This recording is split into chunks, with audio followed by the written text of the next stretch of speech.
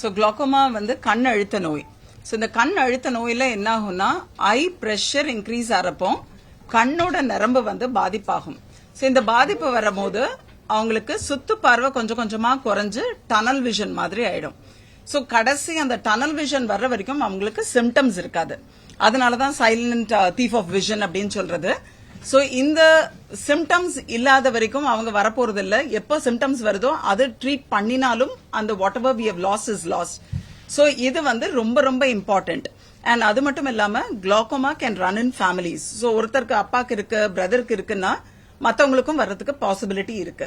So இந்த மாதிரி glaucoma பத்தி டீடைல்ஸ் கொடுக்கறதுக்காகவும், இப்போ ஒரு குளோக்கோமா பேஷண்ட் இருக்கிறாங்க, அவங்களுக்கு 2 மருந்து இருக்கு, 2 மருந்து போடுங்க அப்படின்னா எப்படி போடணும்ன்றதும் தெரியணும். சோ ஒரு மருந்து போட்டு உடனே அடுத்த மருந்து போட்டா அந்த மருந்தோட எஃபெக்ட் இருக்காது.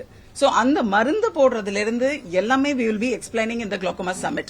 சோ என்ன பண்ண போறோம், குளோக்கோமானா என்ன, எப்படி மருந்து போடணும், யார் யாருக்கு மருந்து போட தேவை இருக்கு, யார் யாருக்கு ஸ்கிரீனிங் பண்ணணும், சோ யார் எந்தெந்த மக்களுக்கு வந்து ஸ்கிரீன் பண்ண வேண்டியிருக்கும், எந்த ஏஜ்ல ஸ்கிரீன் பண்ண வேண்டியிருக்கும், எந்த ஏஜ்ல எல்லாம் குளோக்கோமா வரும், என்ன மாதிரி நியூவர் சர்ஜரிஸ் அவைலபிளா இருக்கு, லேசர் ட்ரீட்மெண்ட் ஃபார் குளோக்கோமா அதை பத்தியும் டீடைல்ஸ் தரப்போறோம்.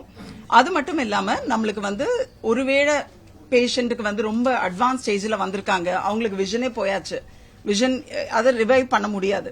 சோ அந்த மாதிரி இருக்கிற பேஷண்ட்ஸ்க்கு எமோஷனல் சப்போர்ட் எப்படி கொடுக்க முடியும், அப்புறம் இருக்கிற விஷனை எப்படி நம்ம பாதுகாக்க முடியும், அவங்களுக்கு லோ விஷன் கொடுத்து எப்படி அவங்களோட மொபிலிட்டி எல்லாம் இம்ப்ரூவ் பண்ண முடியும், இந்த மாதிரி இதுவும் டிஸ்கஷன் பண்றோம். இதுக்கு நம்ம ஓவர் இந்தியால உள்ள சீஃப் குளோக்கோமா ஸ்பெஷலிஸ்ட் எல்லாரும் இங்க வராங்க. வந்துட்டு close to 200 glaucoma patients and their relatives will be there. அவங்களுக்கு ஒரு ஸ்கிரீனிங்கும் பண்றோம்.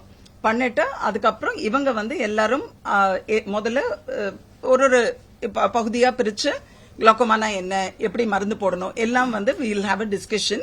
அந்த டிஸ்கஷன் முடிச்சதுக்கு அப்புறம் ஒரு கொஸ்டின் ஆன்சர் செஷனும் வச்சிருக்கோம்.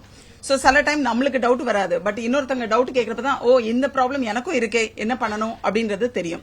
சோ ஒரு குரூப்பா வரும்போது நிறைய நம்மளுக்கு விஷயங்கள் தெரியறதுக்கு வாய்ப்பு இருக்கு. சோ இந்த கொஸ்டின் ஆன்சர் செஷன் முடிச்சதுக்கு அப்புறம் அவங்க அந்த குளோக்கோமா ஸ்பெஷலிஸ்ட தனியா மீட் பண்ணி வேற ஏதாவது கேள்வி கேட்கணும்னாலும் கேட்க முடியும். செய்திகளை உடனுக்குடனும் துல்லியமாகவும் தெரிந்து கொள்ள சப்ஸ்கிரைப் பண்ணுங்க.